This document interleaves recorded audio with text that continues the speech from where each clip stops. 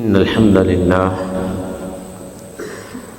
نحمده ونستعينه ونستغفره ونعوذ بالله من شرور أنفسنا ومن سيئات أعمالنا من يهده الله فلا مضل له ومن يضلل فلا هادي له وأشهد أن لا إله إلا الله وحده لا شريك له وأشهد أن محمدًا عبده ورسوله يا أيها الذين آمنوا اتقوا الله حق تقاته ولا تموتن إلا وأنتم مسلمون يا أيها الناس اتقوا ربكم الذي خلقكم من نفس واحدة وخلق منها زوجها وبث منهما رجالا كثيرا ونساء واتقوا الله الذي تساءلون به والأرحام إن الله كان عليكم رقيبا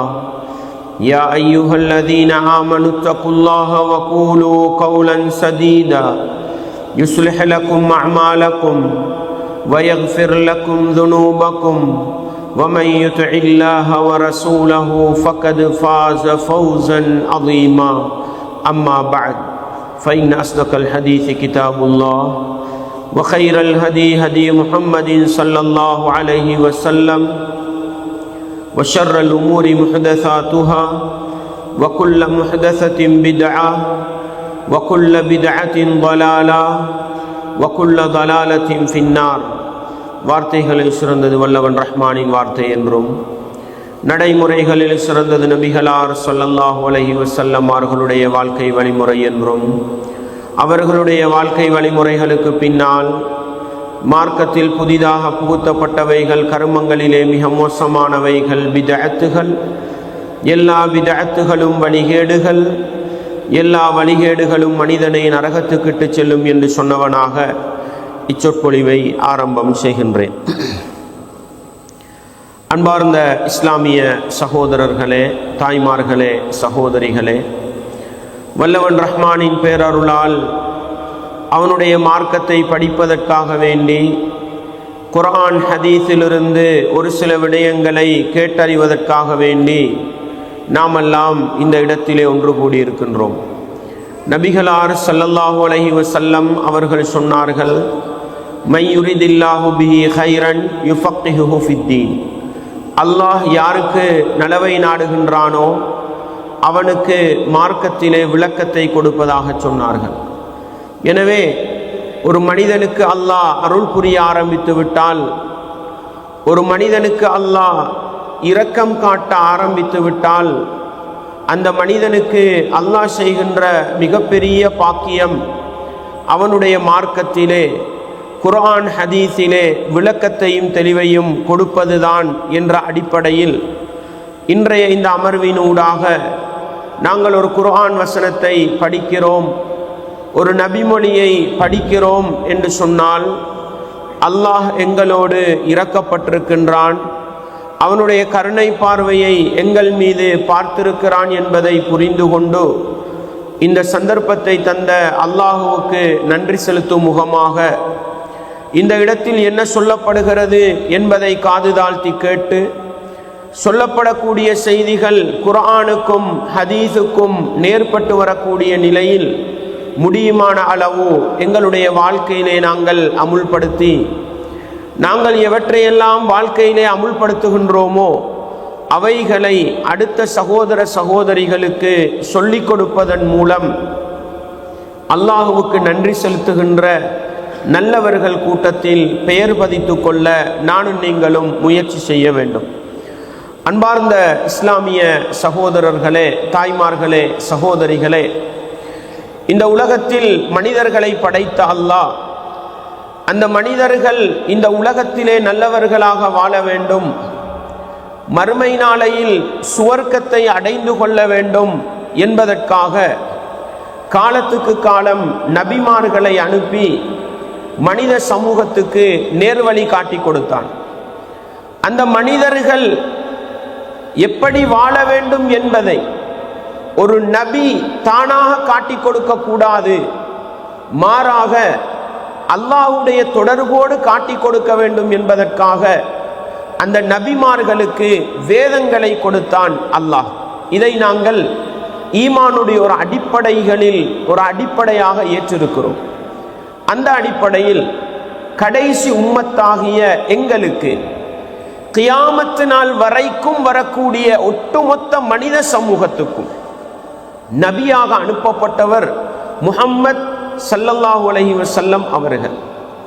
அந்த முஹம்மது நபி அவர்கள் தன்னுடைய சமுதாயத்திற்கு சுவனப்பாதையை காட்டி கொடுக்க வேண்டும் என்பதற்காக அல்லாஹுவால் கொடுக்கப்பட்ட கடைசி வேதம் அல் குர்ஆன் என்று சொல்லப்படுகின்ற அந்த இறை வேதம்.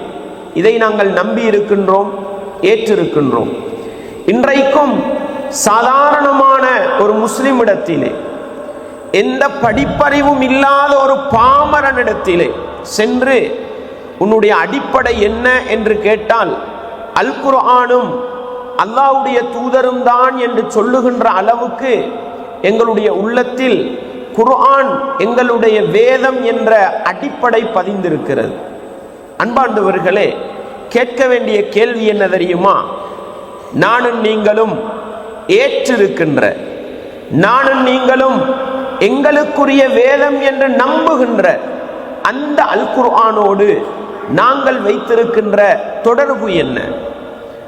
அந்த அல் குர்ஆன் எங்களுடைய வாழ்க்கையோடு எப்படி நெருங்கி இருக்கின்றது? அந்த அல் குர்ஆன் எப்படியெல்லாம் எங்களுடைய வாழ்க்கையிலே உதாசீனம் செய்யப்படுகிறது? ஒவ்வொரு நாளும் 24 மணித்தியாலங்களை கழிக்கின்ற நாங்கள் அல் குர்ஆனுக்கென்று கொடுக்கின்ற நேரம் என்ன?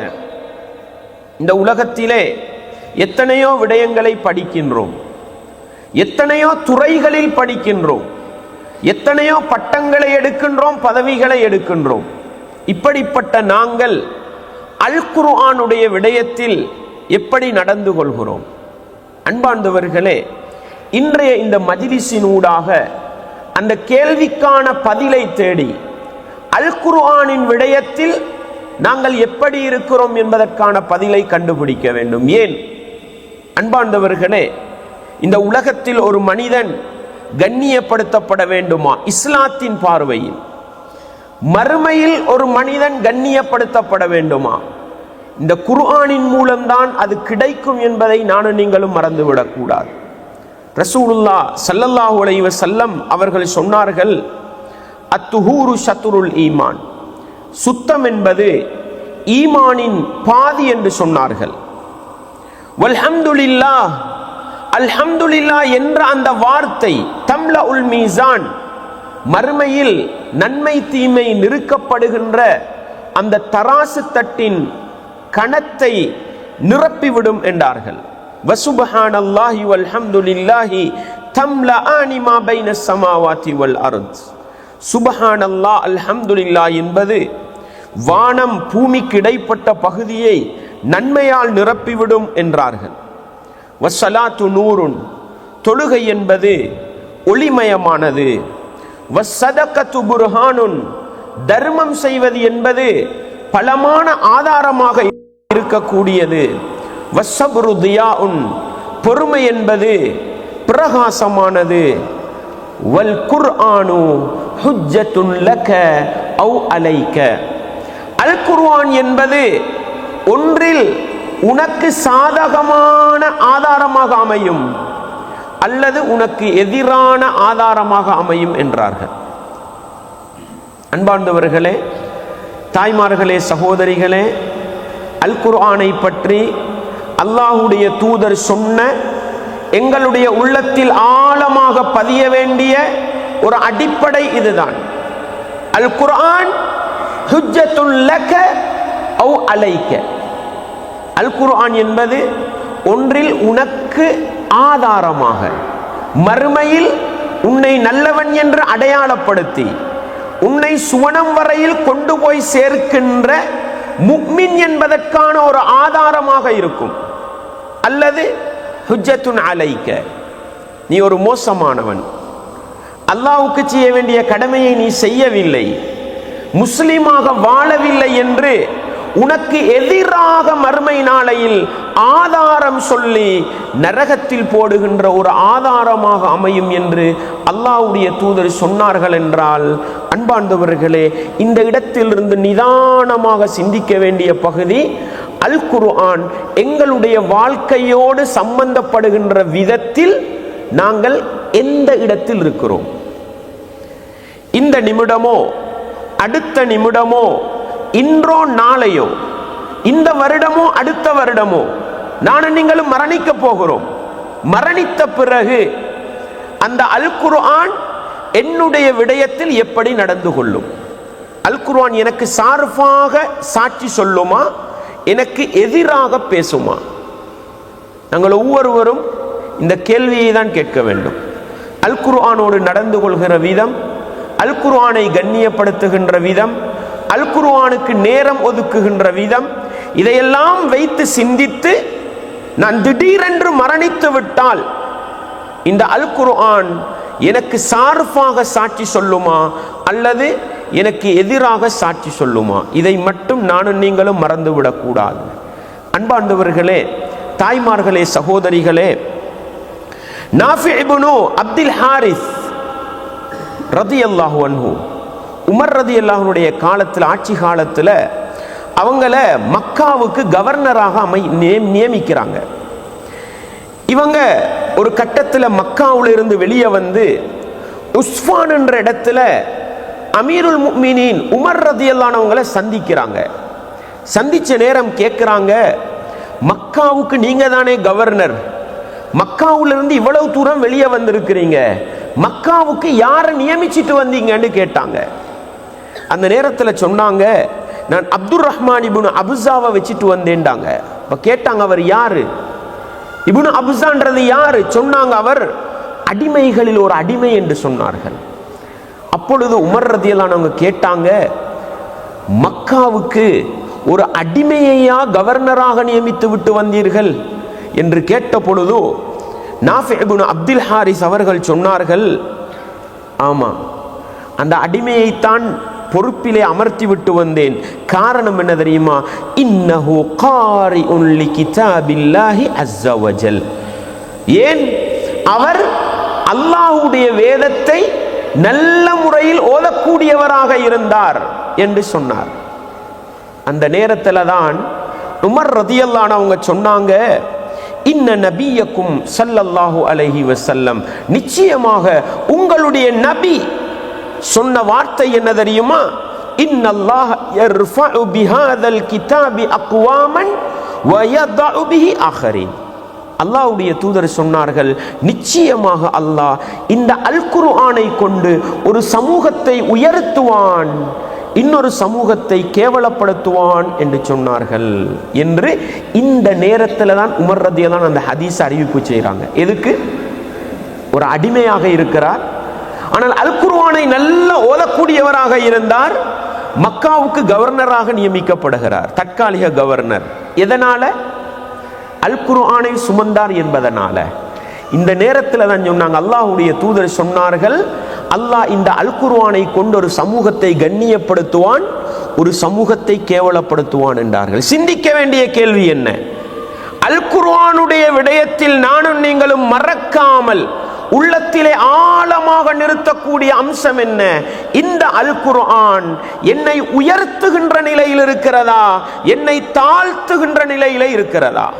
உலகத்திலும் சரி, திடீரென்று மரணித்து விட்டால் மறுமையிலும் சரி, இந்த அல் குர்ஆன் என்னை கண்ணியமான கூட்டத்தில் கொண்டு போய் சேர்க்குமா அல்லது கேவலமான கூட்டத்தில் கொண்டு போய் தள்ளி விடுமா என்கிற இந்த கேள்விக்கு பதில் காண வேண்டிய கட்டாயத்திலே நானும் நீங்களும் இருக்கிறோம். சகோதரர்களே, நான் ஒரு கதை புத்தகத்தை பற்றி பேசவில்லை, ஒரு வரலாற்று புத்தகத்தை பற்றி பேசவில்லை, உலகத்தில் மிக பிரபலியமான எழுத்தாளர் எழுதிய புத்தகத்தை பற்றி பேசவில்லை. நான் பேசுவது எதை பற்றி? கலாமுல்லாஹில் முனஸ்ஸல் அலா நபியினா முஹம்மத் ஸல்லல்லாஹு அலைஹி வஸல்லம். எங்களுடைய நபி முஹம்மத் ஸல்லல்லாஹு அலைஹி வஸல்லம் அவர்கள் மீது இறக்கப்பட்ட அல்லாஹ்வுடைய கலாம், அல்லாஹ்வுடைய பேச்சு, அந்த வேதத்தை பற்றி பேசுகின்றேன். எனவே அன்பார்ந்தவர்களே, தாய்மார்களே, சகோதரிகளே, நிதானமாக சிந்தித்து கேட்க வேண்டிய கேள்வி, இந்த அல் குர்ஆன் எங்களை கண்ணியப்படுத்துகிற நிலையில இருக்கிறோமா, கேவலப்படுத்துகிற நிலையில இருக்கிறோமா? அன்பார்ந்தவர்களே, அம்ர் இப்னு சலமான்ற நபித்தோழர் சொல்லுவாங்க, நான் மதீனாவுடைய மிக பிரபலியமான ஒரு பாதையில தான் எங்கட ஊர், எங்கட கிராமம் இருந்தது. மக்கா வெற்றிக்கு முன்னால மதீனால இஸ்லாம் பரவி ஏனைய பகுதிகளில் பரவுற காலம். ஆனா இன்னும் மக்கா வெற்றி கொள்ளல. அந்த காலகட்டத்தில் எங்கட வாப்பா போய் நபிகளார் மஜ்லிஸ்ல இருந்து இஸ்லாத்தை படிச்சுட்டு வந்தார். எங்கட பிரதேசத்து மக்கள் இஸ்லாத்தை யாரும் வெளிப்படுத்தல. ஏன்னு சொன்னா, முஹம்மது இப்பொழுது நபியாக வந்திருக்கிறார், அவர் ஒன்றோ வெற்றி பெறுவார், நாங்கள் எல்லாரும் இஸ்லாத்தை ஏற்றுக்கொள்ளலாம், அல்லது தோல்வி அடைவார், நாங்கள் எங்களை பாதுகாத்து கொண்டு இருக்கலாம். இந்த ரெண்டுல ஒரு மனநிலையில இருந்தாங்க. அவர் சொல்றார், அம்ர் இப்னு சலமான்றவர் 7 வயது சிறுவனாக இருக்கும் பொழுது சொல்றாரு, மதீனாவுக்கு போயிட்டு வருவாங்க மக்கள். அந்த பாதையில போற ஒவ்வொருத்தர்ட்டையும் அந்த முஹம்மதுன்றவர் என்ன சொல்றாரு, ஏது சொல்றாரு, வாரவங்கள்ட்ட எல்லாம் தகவல் எடுப்பாரு. அப்ப அவங்க சொல்லுவாங்க, முஹம்மது இப்படி ஒரு குர்ஆன் வசனத்தை சொல்லி தந்தாரு, இப்படி ஒரு குர்ஆன் வசனத்தை ஓதி காட்டினாருண்டா இந்த சிறுவன் என்ன பண்றது, அதனை உடனே பாடமாக்கிக்கிறது, மனனம் செஞ்சுக்கிறது. இப்பொழுது மக்கா வெற்றி நடக்கிறது. உடனே ஒவ்வொரு பிரதேசத்து மக்களும் கூட்டம் கூட்டமா போய் இஸ்லாத்தை ஏற்றுக்கொள்றாங்க. அப்பொழுது இவங்கட வாப்பா என்ன பண்றாரு, குடும்பமாக போய் இஸ்லாத்தை ஏற்றுக்கொண்டு வருகிறார். அந்த நேரத்தில் ரசூலுல்லாஹ் சொன்னாங்க, உங்களோட ஊருக்கு போய் அல் குர்ஆனை அதிகம் சுமந்தவரை இமாமாக வைத்து தொழுவித்துக் கொள்ளுங்கள் சட்டத்தை சொல்லி அனுப்புறாங்க.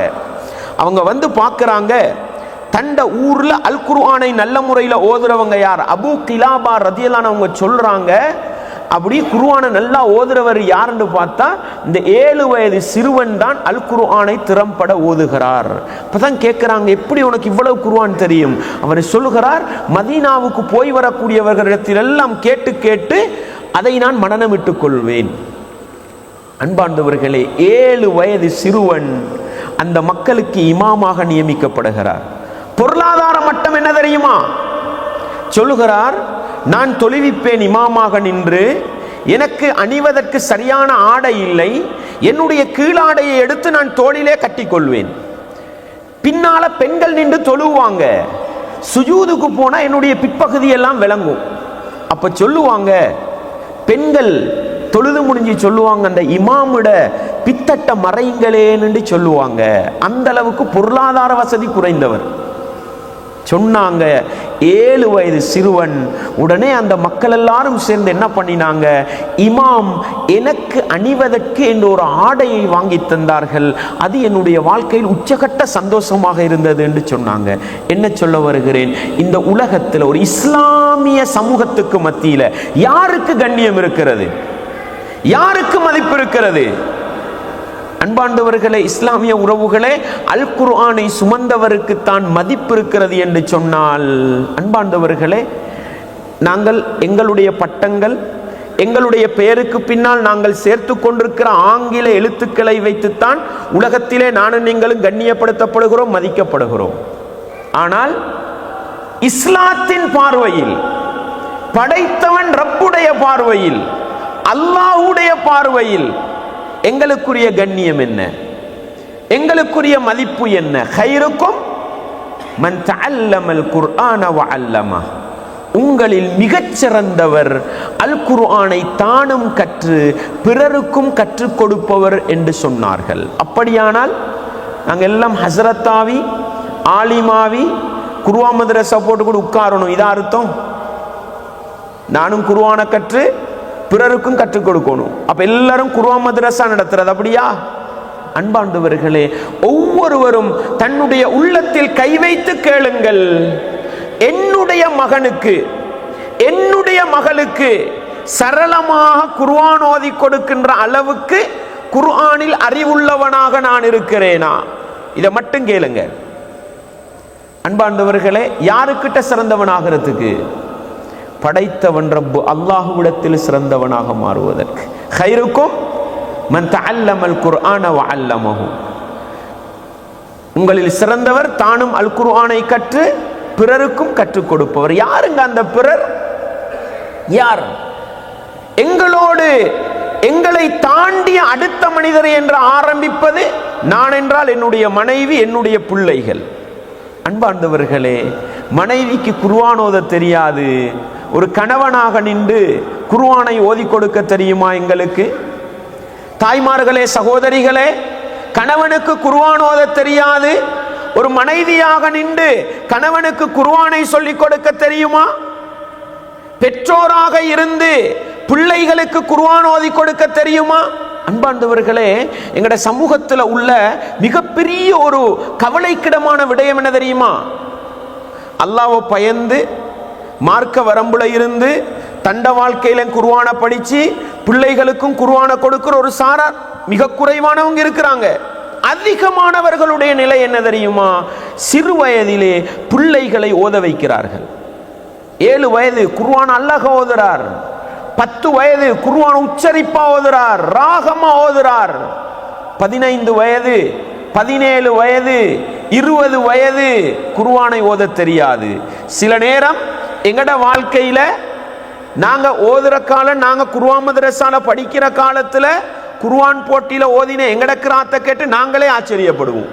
அன்றைக்கு ஓதி இருப்போம் அழகா, இன்றைக்கு ஓத தெரியாது. அன்பார்ந்தவர்களே, சிறுவர்களை ஓத வைப்பதிலும் அவர்களுடைய ஓதலை கேட்டு சந்தோஷப்படுவதிலும் மிகவும் கவனம் செலுத்துகிறோம். ஆனால் வயதுக்கு வந்த பிறகு, இளைஞனாகிய பிறகு, திருமணம் முடித்து மனைவிக்கு குர்ஆனை ஓதி கொடுப்போம் என்றால், பிள்ளை குட்டிகளுக்கு ஆபா தாசா சொல்லிக் கொடுப்போம் என்றால், தெரியாத பெற்றோர்கள் என்றால் நாங்க ஒவ்வொருத்தரும் எங்கள்கிட்ட தான் கேட்கணும் சகோதரர்களே. அடுத்தவர்களை பார்த்து வாழ இயலாது. என்னுடைய ஹைருக்கும், உங்களில் சிறந்தவர் நான் அல்லாஹ்விடத்தில் சிறந்தவனாக இருக்கிறேனா? ஒவ்வொருத்தரும் கேட்போம். ஒவ்வொரு பெண்மணிகளும் தாய்மார்களும் கேட்போம். எனக்கு அல்ஹம்துலில்லாஹ், எனக்கும் அல் குர்ஆனை ஓத தெரியும். என்னுடைய மகனுக்கு, என்னுடைய மகளுக்கு, என்னுடைய பேரப்பிள்ளைக்கு நான் குர்ஆன் சொல்லிக் கொடுக்கிறேன் என்றால் இதை விட சிறந்த பாக்கியம் எது இருக்கிறது சகோதரர்களே? உலகத்தில் எது இருக்கிறது? கேட்க வேண்டிய கேள்வி என்ன தெரியுமா? அல்லாஹ்வுடைய கலாம், அந்த கலாமை ஓதத் தெரிந்தவனாக நான் இருக்கிறேனா? என்னோடு சம்பந்தப்பட்டவர்களுக்கு ஓதி கொடுக்கின்ற அளவுக்கு அறிவுள்ளவர்களாக இருக்கிறேனா நான்? இருந்தால் அல்ஹம்துலில்லாஹ் சொல்லுங்க. அல்ஹம்துலில்லாஹ், அல்லாஹ் என்னை அந்த இடத்துல வச்சிருக்கிறான். ஏண்ட மகனுக்கு, ஏண்ட மகளுக்கு, ஏண்ட பேரப்புள்ளைக்கு நான் குர்ஆன் ஓதி கொடுக்கிறேன்.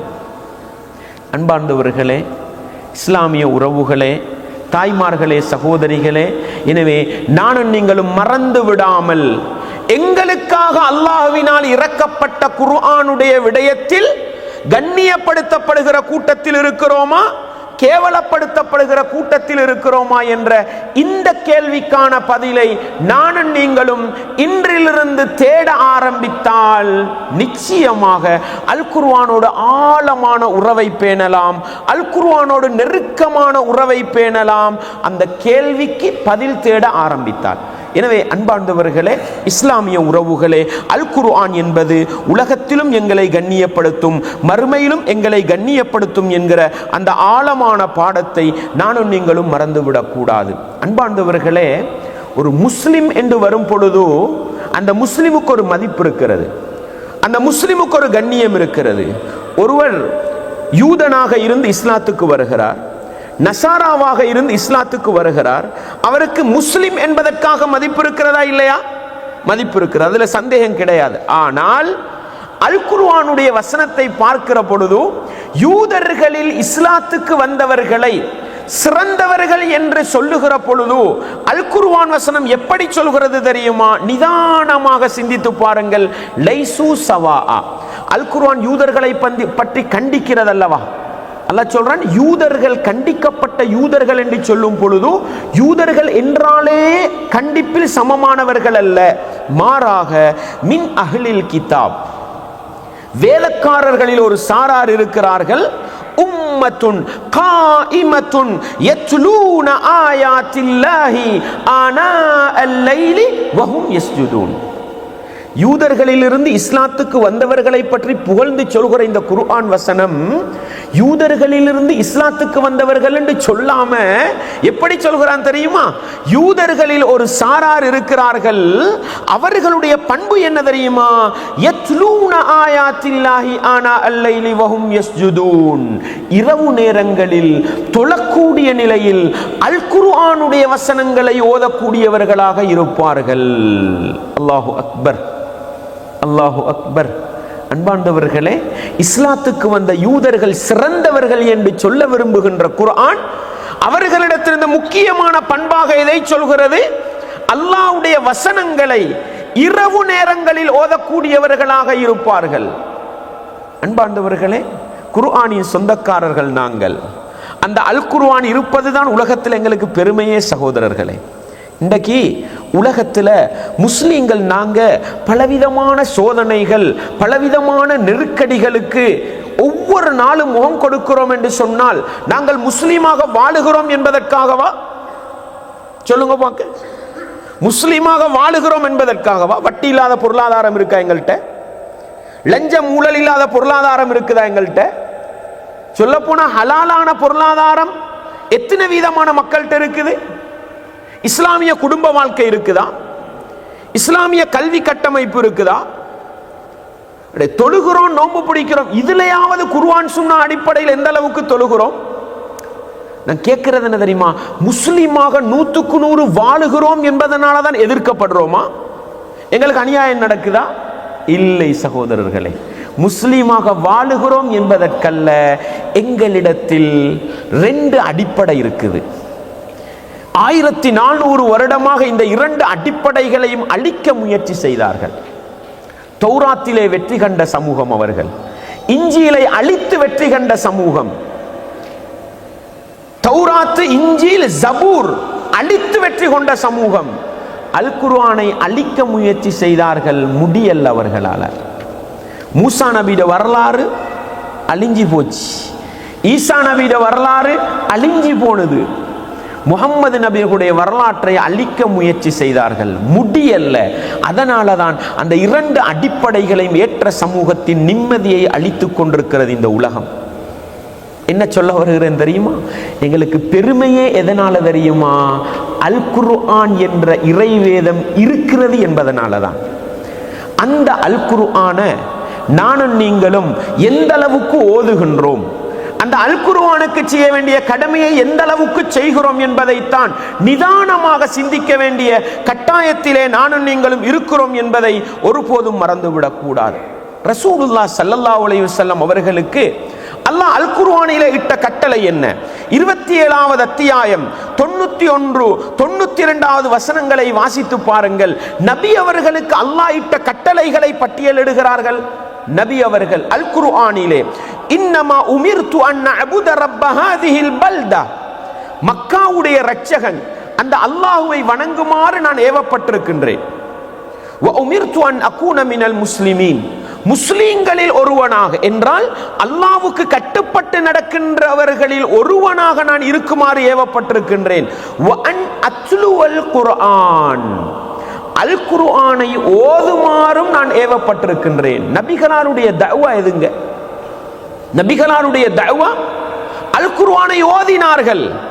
அல் குர்ஆனுடைய வசனங்களை கேட்டுத்தான் அதிகமானவர்கள் இஸ்லாத்துக்கு வந்தார்கள். எனவே அன்பார்ந்தவர்களே, அல் குர்ஆனை நாங்கள் ஓதுவதே ஒரு தஅவா சகோதரர்களே. அல் குர்ஆனை நாங்கள் ஓதுவதே அடுத்த மனிதர்களுடைய உள்ளத்திலே ஈமான் வருவதற்கு காரணமாக இருக்கும் சகோதரர்களே. எனவே அன்பார்ந்தவர்களே, அல் குர்ஆன் என்பது நபி அவர்களை பார்த்து அல்லாஹ் அல் குர்ஆனை ஓதுங்கள் என்று கட்டளையிட்டிருக்கிறான் என்று சொன்னால் அந்த அல் குர்ஆனை ஓதுவது எங்களுடைய வாழ்க்கையில் எந்த அளவு அவசியமானது என்பதை நிதானமாக சிந்திக்க நானும் நீங்களும் கடமைப்பட்டிருக்கிறோம். சூரத்துல் பக்ராவுடைய 121வது வசனத்தை பாருங்கள். அந்த வசனங்களை நீங்கள் பார்த்தால் யூதர்களை பற்றித்தான் அல்லாஹ் சொல்லிக் கொண்டு வருகிறான்.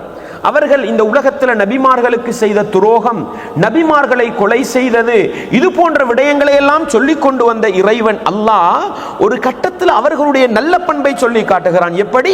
அல்லதீன ஆத்தைனாஹுமுல் கிதாப், நாங்கள் வேதம் கொடுத்தோமே அவர்களில் சிலர் எப்படி இருந்தார்கள்? யத்லூனஹு ஹக்க ஹக்க திலாவத்திஹி, அவர்கள் இஸ்லாத்தை ஏற்றுக்கொண்ட பிறகு அல் குர்ஆனை உண்மையான முறையில் ஓதினார்கள் என்று அல்லாஹ் அவர்களை புகழ்ந்து சொல்கிறான். யத்லூனன்னு சும்மா சொல்லல, யத்லூனஹு ஹக்க திலாவத்திஹி, அல் குர்ஆனை உண்மையான முறையில் ஓதினார்கள். அன்பார்ந்தவர்களே, தாய்மார்களே, சகோதரிகளே, நாங்களும் சில நேரத்தில் அல் குர்ஆனை ஓதுறோம் தான். ஓதி முடிஞ்சு எங்களுக்கே தெரியாது நாங்கள் என்ன ஓதினோம். சும்மா கேட்டு பாருங்களேன். சடங்குக்கு ஓதுறது, சம்பிரதாயத்துக்கு ஓதுறது, யாசின் வல் குர்ஆனில் ஹகீம் அப்படித்தான் போகிறோம். அல்ஹம்துலில்லாஹி ரப்பில் ஆலமீன் மாலிகி யௌமிddin இய்யாக நஅபுது வ இய்யாக நஸ்தஈன் இஹ்தினஸ் ஸிராத்தல் இப்படித்தான் ஓதுறோம். சும்மா பெரும்பாலும் எங்களுடைய ஓதலுடைய நிலை இப்படித்தான் இருக்கிறது.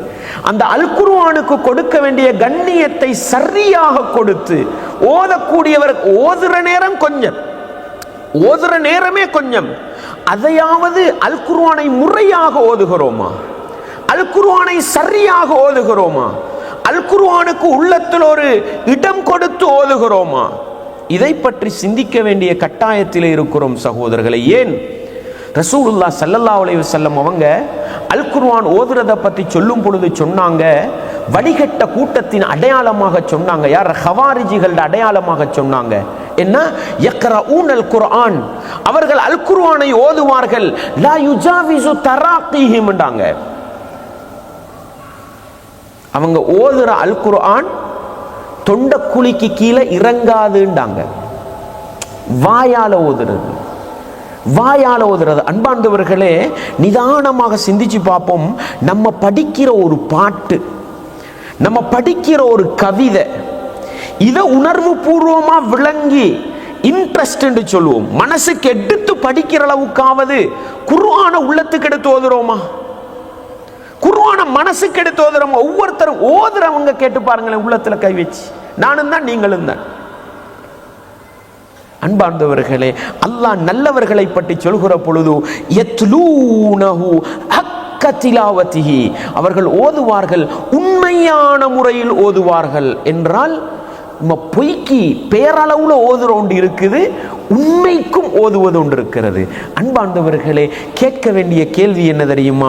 அல் குர்ஆன் எங்களுடைய வேதம் என்று சொல்லுகின்ற நானும் நீங்களும் உள்ளத்தால் இடம் கொடுத்து, மனசுல இடம் கொடுத்து, ஒரு இன்ட்ரெஸ்டோடு, ஒரு கவனத்தோடு அல் குர்ஆனை ஓதுகின்ற நல்லவர்கள் பட்டியலிலே நாங்கள் இருக்கிறோமா என்கிற கேள்வியையும் எங்களை நோக்கி கட்டாயம் கேட்க வேண்டும் சகோதரர்களே.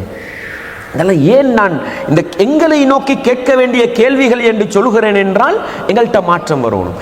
எங்களை பற்றி நாங்கள் சிந்திக்காத வரைக்கும் எங்கள்கிட்ட மாற்றம் வராது. நல்லா விளங்கிக்கங்க. எங்களை பற்றி நாங்கள் சிந்திக்காத வரையில் எங்கள்கிட்ட மாற்றம் வராது. நான் எப்படி இருக்கிறேன், ஏண்ட செயற்பாடு எப்படி இருக்குது, ஏண்ட நடவடிக்கை, கட்டாயம் கேட்க வேண்டும் சகோதரர்களே. நாங்கள் மிகவும் மோசமானவர்களாக வாழ்வதற்கு என்ன தெரியுமா காரணம்? எப்பொழுதுமே நாங்கள் அடுத்தவர்களை பார்ப்பது, அடுத்தவர்களை பார்ப்பது, அடுத்தவர்களை கேள்வி கேட்பது, அடுத்தவர்களை மட்டும் திருத்த முயற்சி செய்வது இல்லை. எங்களை பற்றி கவனம் செலுத்த வேண்டும், எங்களிடத்தில் கேள்வி கேட்க வேண்டும். எனவே குர்ஆனை பற்றி வருகின்ற ஒவ்வொரு சிறப்பையும் எங்களுடைய வாழ்க்கையோடு வைத்து பார்ப்போம். அல் குர்ஆனோடு நாங்கள் எப்படி வாழ்க்கை நடத்துகிறோம் என்ற இந்த கேள்விக்கான பதிலை சரியாக காண வேண்டியிருக்கிறது சகோதரர்களே. அன்பார்ந்தவர்களே, இந்த அல் குர்ஆன் உலகத்தில் ஒரு மனிதனை உயர்த்தும் என்றால் மறுமை நாளையில் அதைவிட பன்மடங்கு உயர்த்தி வைக்கும் என்பதை நானும் நீங்களும் மறந்துவிடக் கூடாது. அல் குர்ஆனை எந்த அளவு உலகத்திலே மதிக்கிறோமோ, எந்த அளவுக்கு கண்ணியப்படுத்துகிறோமோ, அந்த அளவுக்கு தான் மறுமை நாளையில் கண்ணியப்படுத்தப்படுவோம் என்பதை நானும் நீங்களும் மறந்துவிடக் கூடாது. ரசூலுல்லாஹ் ஸல்லல்லாஹு அலைஹி வஸல்லம் அவங்க சொன்னாங்க, மஸலுல்லதி யக்ரஉல் குர்ஆன வஹுவ ஹாஃபிதும் பிஹி, அல் குர்ஆனை மனனம் செய்து வைத்திருக்கிற நிலையில் அல் குர்ஆனை ஓதக்கூடியவர்களுக்கு உதாரணம் எப்படி தெரியுமா? மஅஸ்ஸஃபரத்தில் கிராமில் பரரா, அவர்கள் சங்கை மிகு மலக்குமார்களோடு வீற்றிருப்பார்கள். அஸ்ஸஃபரத்துல் கிராமில் பரரான்றது யார் தெரியுமா? சூரா அபஸையில் அல்லாஹ் சொல்லி காட்டுவான். லௌஹுல் மஹ்ஃபூதிலே இருக்கின்ற அந்த அல் குர்ஆனை பாதுகாக்கக்கூடிய மலக்குமார்கள் தான் பிஐதி ஸஃபரா கிராமின் பரரா அல்லாஹ் சொல்லுவான். அந்த சங்கை மிகு மலக்குமார்களுடைய கரத்தை கொண்டு அல்லாஹ் அந்த லௌஹுல் மஹ்ஃபூதில் இருக்கிற குர்ஆனை பாதுகாத்து வைத்திருக்கிறான். உலகத்தில் அல் குர்ஆனை உள்ளத்திலே சுமந்து அதை ஓதுகின்ற மனிதர்கள் மறுமை நாளையில் அந்த சங்கையான மலக்குமார்களோடு வீற்றிருப்பார்கள் என்றால் மறுமையில் இதைவிட வேற என்ன கண்ணியம்ங்க தேவை? மறுமையில் இதைவிட வேற என்ன மதிப்பு தேவை? அன்பாண்டவர்களே, லௌஹுல் மஹ்ஃபூதில் இருக்கிற குர்ஆனை பாதுகாக்கின்ற அந்த சஃபரத்துல் கிராமில் பரராவோடு மறுமை நாளையிலே எங்களை கொண்டு போய் சேர்க்கின்ற அந்த பாக்கியத்தை பெற்றுத் தருவது எது தெரியுமா? அல் குர்ஆனை உள்ளத்திலே சுமந்து வாயிலே ஓதுவது. அன்பாண்டவர்களே, இஸ்லாமிய உறவுகளே, சில நேரம் எங்களில் அதிகமானவங்களுக்கு அந்த அளவு ஓத தெரியாமல் இருக்கலாம். ஆனாலும் குர்ஆனோடு இருக்கிற நேசம், குர்ஆனோடு இருக்கிற அன்பு, குர்ஆனோடு இருக்கிற பாசம் எடுத்து ஓதுவோம். பிழையாகுதே, கஷ்டமாயிருக்குதே. அன்பாண்டவர்களே, ஒன்றை உங்களுக்கு நான் சொல்கிறேன். குர்ஆனை ஓதுகிற நேரம் பிழை போகிறதே, தவறாகிறதே என்பதற்காக குர்ஆனை ஒதுக்கி விடாதீர்கள். குர்ஆனை ஓதுறது கஷ்டமாயிருக்குதுன்னு குர்ஆனை ஒதுக்கிடாதீங்க. உலகத்தில் சகோதரர்களே, நான் எழுதின புத்தகத்தை நீங்க பிழையா வாசிச்சா எனக்கு கோபம் வரும். நான் எழுதின எழுத்தை நீங்க பிழையா வாசிச்சா எனக்கு கோபம் வரும். ஆனால் படைத்தவன் ரப்பு தன்னுடைய வேதத்தை கஷ்டப்பட்டு பிழையாக ஓதினால் கூட சந்தோஷப்படுகிறான் என்றால் எந்த அளவுக்கு சந்தோஷப்படுகிறான் தெரியுமா? ரசூலுல்லாஹ் ஸல்லல்லாஹு அலைஹி வஸல்லம் அவங்க சொன்னாங்க, வல்லதி யக்ரஉல் குர்ஆன், ஒருவர் அல் குர்ஆனை ஓதுகிறார், வயததஅ ஃபீஹி, ஓதுற நேரம் தட்டு தடுமாறி முட்டி மோதி என்ன பண்றார்? சரியா ஓத தெரியாது, ஆனாலும் ஓதணும்ன்ற ஆசையில கஷ்டப்பட்டு ஓதுகிறார். படைத்தவன் ரப்பு கோபப்படுவானா? படைத்தவன் ரப்பு கோபப்படுவானா? இல்லை. அல்லாஹ்வுடைய தூதர் சொன்னார்கள், லஹு அஜ்ரான், குர்ஆனை கஷ்டப்பட்டு திக்கி திக்கி ஓதுகின்ற மனிதனுக்கு அல்லாஹ் 2 கூலிகளை கொடுக்கிறான். அல்லாஹு அக்பர், அல்லாஹு அக்பர். ஏன் சகோதரர்களே, ஏன் இன்றைக்கு நீங்க திக்கி திக்கி ஓதினாதான் நாளைக்கு அல் குர்ஆனை நல்லா ஓதலாம். நாங்க என்ன தெரியுமா முடிவெடுத்தோம்? குர்ஆனா எனக்கு ஓத தெரியாது, எனக்கு ஓத தெரியாது, ஓதினா பிழை போகுது. அன்பார்ந்தவர்களே, ஓதுவோம் ஓதுவோம், தடுமாறி தடுமாறி ஓதுவோம். நாளை மறுநாள் அடுத்த வருடம் அல் குர்ஆனை நல்ல முறையில் ஓத பழகிவிட்டோம் என்றால் அது எங்களை அஸ்ஸஃபரத்துல் கிராமில் பரரா என்கிற மலக்குமார்களோடு வீற்றிருக்க செய்யும் என்றால் நானும் நீங்களும் அல் குர்ஆனை ஓதுவதில் எடுக்கிற ஆர்வம் தான் எங்களுடைய கண்ணியத்தை உயர்த்தும் சகோதரர்களே. எனவே அன்பார்ந்தவர்களே, தாய்மார்களே, சகோதரிகளே, குர்ஆனை மட்டும் ஓத தெரியாது, ஓதுறது கஷ்டமா இருக்குதுன்னு ஒதுக்கிறாதீங்க. மறுமையில கைசேதப்பட வேண்டி வரும், மறுமையில கேவலப்பட வேண்டி வரும் என்பதை நானும் நீங்களும் மறந்துவிடக் கூடாது. அன்பாண்டவர்களே, மறுமை நாளையில படைப்பினங்கள் எல்லோருக்கும் முன்னால அல்லாஹ் கண்ணியப்படுத்துகின்ற பல மனிதர்களில் ஒரு சாரார் யார் தெரியுமா? ரசூலுல்லாஹ் சொன்னாங்க, இக்ரஉல் குர்ஆன், நீங்கள் அல் குர்ஆனை ஓதுங்கள், ஃபஇன்னஹு யஅதி யௌமல் கியாமத்தி ஷஃபீஅன் லி அஸ்ஹாபிஹி, ஏனென்றால் உலகத்திலே அல் குர்ஆனை ஓதியவருக்காக மறுமை நாளையில் அல் குர்ஆன் பரிந்துரை செய்ய வரும் என்று சொன்னார்கள். அல்லாஹு அக்பர், அல்லாஹு அக்பர். அன்பார்ந்தவர்களே, மறுமை நாளையில நபிமார்கள் பரிந்துரை செய்வாங்க, நல்ல மனிதர்கள் பரிந்துரை செய்வாங்க, முஃமின்கள் பரிந்துரை செய்வாங்க, மலக்குமார்கள் பரிந்துரை செய்வாங்க. இதெல்லாம் யாருக்கு தெரியுமா? அல்லாஹ் அனுமதி கொடுத்தால் மட்டும்தான், அல்லாஹ் அனுமதி கொடுத்தால் மட்டும்தான். அன்பார்ந்தவர்களே, மறுமை நாளையில் பரிந்துரை செய்யும் என்று உலகத்திலே அனுமதி பெற்ற ஒன்று என்று சொன்னால் அது அல் குர்ஆன் தான். ரசூலுல்லாஹ் சொன்னாங்க, குர்ஆனை ஓதுங்க, மறுமை நாளையில் உங்களுக்காக அந்த அல் குர்ஆன் அல்லாஹ்விடத்தில் பேசும் என்று சொன்னார்கள். அதுதான் ஹுஜ்ஜத்துல் லக அவ் அலைக. அல் குர்ஆன் என்பது ஒன்றில் உனக்கு சாதகமான ஆதாரமாக வரும் அல்லது உனக்கு எதிரான ஆதாரமாக வரும். உலகத்திலே உள்ளத்தில் ஏந்தி உள்ளத்தில் நேசத்தோடும் பாசத்தோடும் அன்போடும் அல் குர்ஆனை ஓதுவோமாக இருந்தால் நிச்சயமாக எங்களை சுவர்க்கம் கொண்டு போய் சேர்க்கும் வரையில் அல் குர்ஆன் எங்களுக்காக குரல் கொடுக்கும் என்பதை நானும் நீங்களும் ஒருபோதும் மறந்துவிடக் கூடாது. அல்லாஹ்வுடைய தூதர் ஸல்லல்லாஹு அலைஹி வஸல்லம் சொன்னாங்க, இக்ராஉ அஸ்-ஸஹ்ராவைன் சொன்னாங்க, பூக்கள் என்று அடையாளப்படுத்தப்பட்ட 2 சூறாக்களை ஓதுங்கள் என்றார்கள். என்ன சொன்னாங்க? பூக்கள், மலர்கள் என்று அடையாளப்படுத்தப்பட்ட 2 சூறாக்களை ஓதுங்கள். எது சகோதரர்களே? சூரத்துல் பக்கரா, சூரா ஆல இம்ரான். சூரத்துல் பக்கரா, சூரா ஆல இம்ரான். அன்பார்ந்தவர்களே, ஏன் தெரியுமா? அல்லாஹ்வுடைய தூதர் சொன்னாங்க, அந்த 2 சூறாவும் மறுமை நாளையில் கஅன்னஹுமா கமாமதான், கியாமத் நாளையில அந்த 2 சூறாவும் அவர்களுக்கு நிழல் மேகம், மேலால மேகம் போனா கீழே நிழல் விடும், பார்த்திருப்பீங்க. அந்த மாதிரி என்ன, அந்த 2 சூறாவும் அதை உலகத்தில் ஓதியவர்களுக்கு நிழல் கொடுத்து கொண்டே வருமாம்.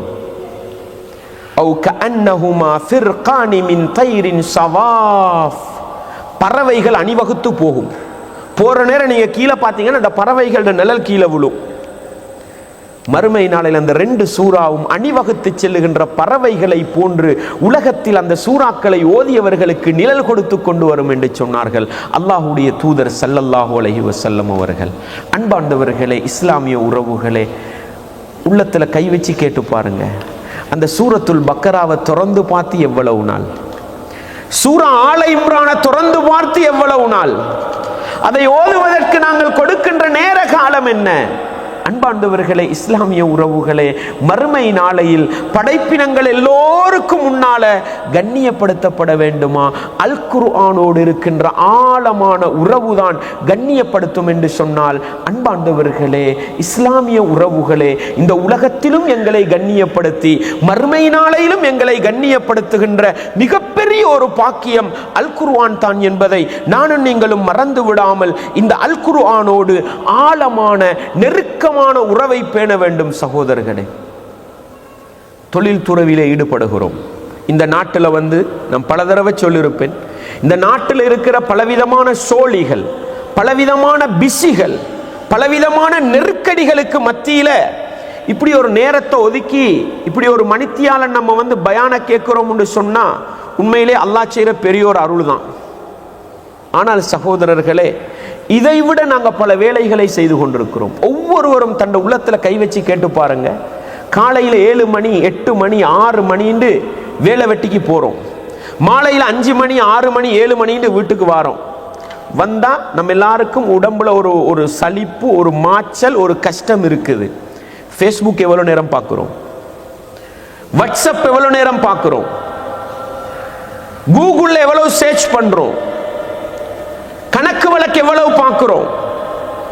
இந்த உலகத்தில் மனிதர்கள் எங்களை திசை திருப்புவதற்காக உலகத்தில் கண்டுபிடிக்கப்பட்டிருக்கின்ற அனைத்து சாதனங்களையும் எத்தனையோ விதத்துக்கு மணித்தியால கணக்கு பயன்படுத்துறோம். ஹலாலான வழியில பயன்படுத்தினா தவறு கிடையாது, பிழை கிடையாது. கேட்கிற கேள்வி என்ன தெரியுமா? கலாமுல்லாஹ், அல்லாஹ்வுடைய பேச்சு என்று அடையாளப்படுத்தப்பட்ட, அல்லாஹ்வுடைய கலாம் என்று அடையாளப்படுத்தப்பட்ட அந்த குர்ஆனை ஓதுறதுக்கு நாங்க கொடுக்கிற நேரம் என்ன? அன்பார்ந்தவர்களே, இஸ்லாமிய உறவுகளே, கட்டாயம் கேளுங்க சகோதரர்களே, கட்டாயம் கேளுங்க. தன் வாழ்க்கையில் ஒரு நேரத்தை வைங்க. நான் எப்படியோ குர்ஆனை உள்ளத்தால நேசித்து ஓதுவேன். அல்லாஹ்வுடைய தூதர் ஓதுறதுக்கு கூட ஒழுக்கம் சொல்லி தந்தாங்க. எப்படி? உங்களுடைய உள்ளம் ஒன்றுபட்ட நிலையிலே அல் குர்ஆனை ஓதுங்கள், உங்களுடைய உள்ளம் முரண்பட்ட நிலையில் அல் குர்ஆனை ஓதாதீர்கள் என்று சொன்னாங்க. சில பேர் வேண்டாம் வெறுப்புக்கு கடமைக்கு ஓதுறது இல்ல சகோதரர்களே, இல்ல. தூங்கி விழுந்து விழுந்து இல்ல சகோதரர்களே, உள்ளத்திலே ஏந்தியவர்களாக, உள்ளத்தில் உடன்பட்டவர்களாக, உள்ளம் ஒருங்கிணைந்தவர்களாகத்தான் குர்ஆனை ஓத வேண்டும். உள்ளம் ஒருங்கமைப்புல இல்லையா, தூக்கி வச்சுட்டு போக வேண்டியதுதான். ஓதி வேலை இல்லை, தொண்டக்குழிய கடக்காத ஓதல்ல வேலை இல்லை. கேட்க வேண்டிய கேள்வி என்ன தெரியுமா? லேசான ஒரு ஃபத்வாவை தந்துட்டார் ஹஸ்ரத். உள்ளம் உடம்படாடி வச்சுட்டு போக வேண்டியதுதான். அதுக்கா இது? இல்லை சகோதரர்களே. அல் குர்ஆனை ஓதுகின்ற நேரம் ஒரு குறிப்பிட்ட ஒரு நாளைக்கு காலையில் ஒரு 10 நிமிடம், மாலையில் ஒரு 10 நிமிடம், ஒரு 15 நிமிடம், ஒரு 15 நிமிடமாவது உள்ளத்தை ஒரு ஒருங்கமைப்பிலே வைத்துக்கொண்டு என்னுடைய ஒவ்வொரு நாள் வாழ்க்கையிலும் நான் குர்ஆனோடு முடிந்த அளவு தொடர்பு வைக்கிறேன் என்று மறுமையிலே எங்களுக்காக குரல் கொடுக்கின்ற ஒன்றை இந்த உலகத்திலே உருவாக்கி வைக்க முடியுமாக இருந்தால் அதுக்கு எங்களோட உள்ளத்தை என்ன செய்ய வேண்டியிருக்குது? ஒரு கட்டுப்பாட்டுக்கு கொண்டு வர வேண்டியிருக்கிறது சகோதரர்களே. எனவே அன்பாண்டவர்களே, வாகனத்தை ஸ்டார்ட் பண்ணுறோம். நாங்கள் குளிர்காலம் ஆரம்பிச்சிருக்குது. சூட்டு காலத்தில் 10 நிமிஷம் இன்ஜினை ஸ்டார்ட் பண்ணி வச்சா குளிர்காலத்தில் ஒரு 15-20 நிமிஷம் வச்சுட்டு சும்மா தான் இருக்கிறோம். அன்பாண்டவர்களே, அந்த வாகனத்துக்குள் ஒரு குர்ஆனை வைத்துக்கொண்டு ஸ்டார்ட்டை பண்ணிட்டு இன்ஜின் சூடாகிற நேரம் வரைக்கும் ரப்புடைய வேதத்தை கொஞ்சம் ஓதுவோமே, குர்ஆன கொஞ்சம் ஓதுவோமே. ஏன் டைம் எடுக்க இயலாத சகோதரர்களே? கஷ்டம்தான். சைத்தான் விட மாட்டான்.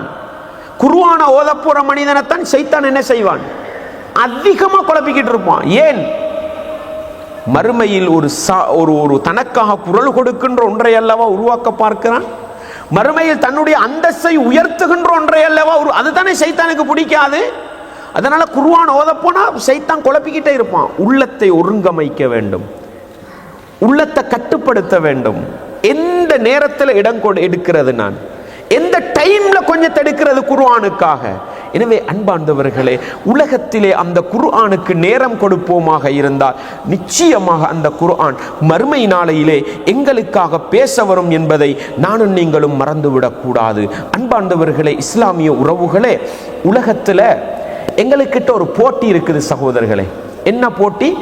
ஏண்ட நானாக்கு 3000 சம்பளம் கிடைக்குது, நான் எப்படியாவது 4000 எடுக்கிறதுக்கு ட்ரை பண்ணணும். போட்டி இருக்குதா இல்லையா? பொறாம வராம போட்டி வந்தா பிரச்சனை இல்லை. ஆனா அல்லாஹ்வுடைய பாதையில செலவழிக்கணும்ன்ற ஒரு சிந்தனை இருக்கணும். பொருளாதாரத்தை தேடுறதுல ஒரு போட்டி வரலாம். என்ன, அவரை விட கூட நான் அல்லாஹ்வுடைய பாதையில செலவழிக்கணும், வந்தா பிரச்சனை இல்லை. ஆனா போட்டி வர வேண்டியது உச்சகட்டம் எது தெரியுமா? லா ஹஸத இல்லா ஃபிஸ்னத்தை. 2 மனிதர்களிலே அல்லாமல் போட்டி கொள்ளக்கூடாது என்று ரசூலுல்லாஹ் சொன்னாங்க. போட்டினா என்ன? உன்னை விட நான் முந்த வேண்டும். அதுல ஒரு மனிதர் யார் தெரியுமா? ரசூலுல்லாஹ் ஸல்லல்லாஹு அலைஹி சொன்னார்கள், ரஜுலுன் ஆதாஹுல்லாஹுல் குர்ஆன். ஒரு மனிதனுக்கு அல்லாஹ் குர்ஆன் அறிவை கொடுத்திருக்கிறான். அந்த மனிதர் என்ன செய்கிறார்? ஃபஹுவ யத்லூஹு ஆனா அல்-லைலி வன்-நஹார். அவர் இரவு பகலாக குர்ஆனை ஓதுகிறார். யகூல் லவ் ஊதிது மிஸ்ல மா ஊதிய ஹாதா லஃபஅல்து கமா யஃஅல். எப்படி போட்டி வரணும்?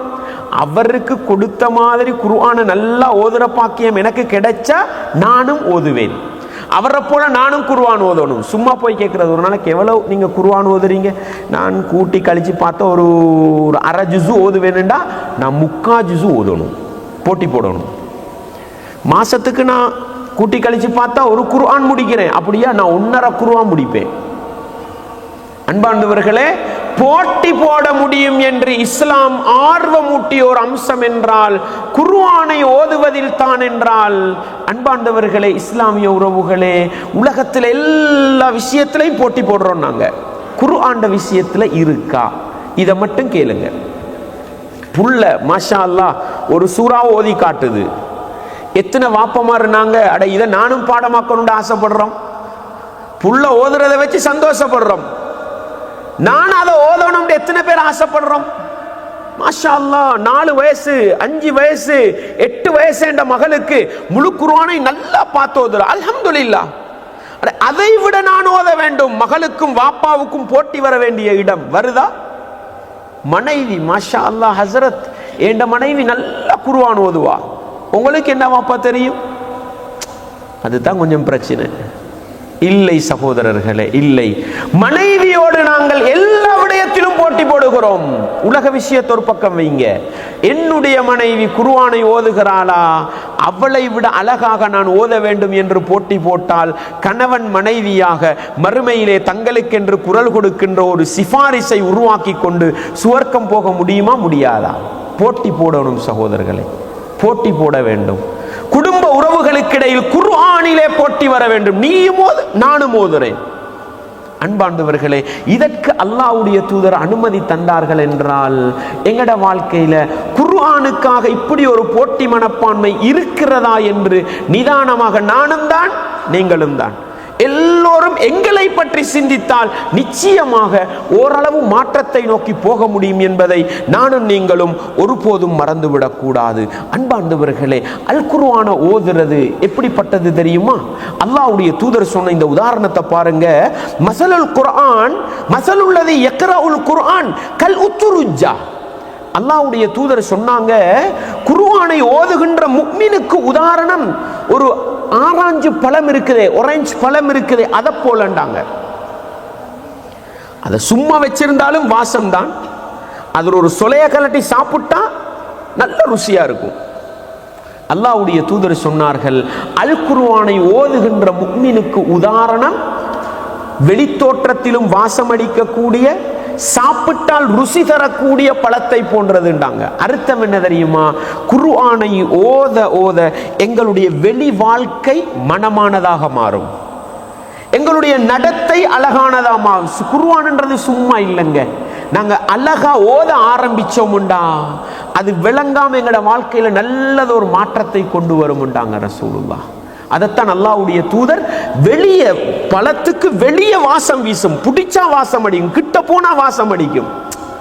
அப்படிப்பட்ட பழத்துக்கு ரசூலுல்லாஹ் உதாரணம் சொல்றாங்கண்டா, குர்ஆனை ஓதுவோமாக இருந்தா எங்களோட வாழ்க்கையில் உள்ள மோசமான குணங்கள், மோசமான நடத்தைகள், மோசமான பண்பாடுகள் எல்லாம் விலகி போய் வெளிப்படையிலே வெளித்தோற்றத்திலே எங்களுடைய வாழ்க்கை செழிப்படைவதற்கு, நல்ல குணமுள்ள நல்ல பண்பாடுள்ள மனிதனாக மாறுவதற்கு குர்ஆனை ஓதுவது காரணமாக இருக்கும் என்று அல்லாஹ்வுடைய தூதர் வழிகாட்டுகிறார்கள் என்று சொன்னால், குர்ஆன் என்பது சகோதரர்களே வெறுமனே மறுமைக்கு மட்டுமல்ல, உலகத்திலும் மனிதனை புனிதனாக மாற்றும், மறுமையிலும் என்ன செய்யும்?